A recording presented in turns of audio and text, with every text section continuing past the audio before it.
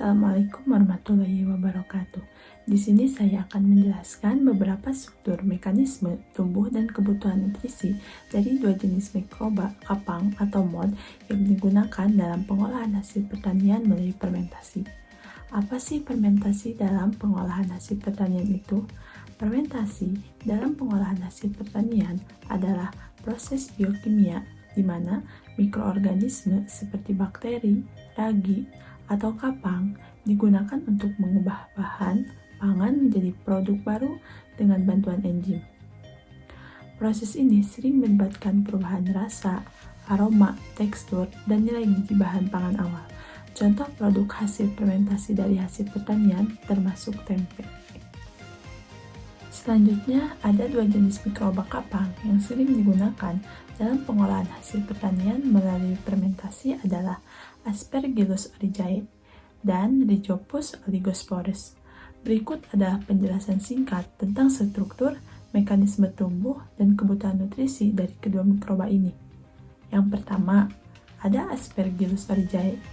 Memiliki struktur tubuh berbentuk miselium yang terdiri dari hifa, di mana hifa ini merupakan serangkaian benang tipis yang membentuk jaringan padat yang menyebar di substrat tempat pertumbuhan.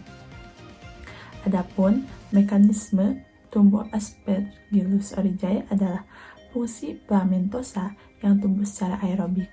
Mereka memanfaatkan oksigen dalam proses respirasi untuk menghasilkan energi yang diperlukan untuk pertumbuhan dan metabolisme mereka. Kebutuhan nutrisinya adalah memerlukan sumber karbon dan nitrogen yang cukup untuk pertumbuhannya.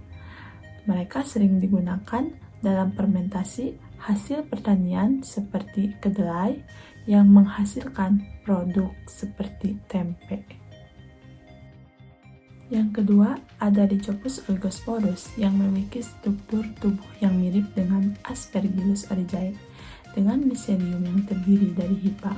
Mereka juga membentuk struktur khusus yang disebut sporangia untuk menghasilkan spora.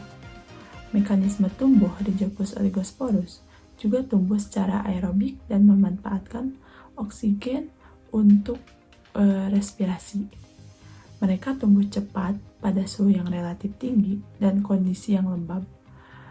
Terus kebutuhan nutrisi Rhizopus oligosporus memiliki kebutuhan nutrisi yang serupa dengan Aspergillus oryzae. Memerlukan sumber karbon dan nitrogen yang mencukupi. Mereka sering digunakan dalam fermentasi untuk menghasilkan produksi seperti tempe dari kedelai.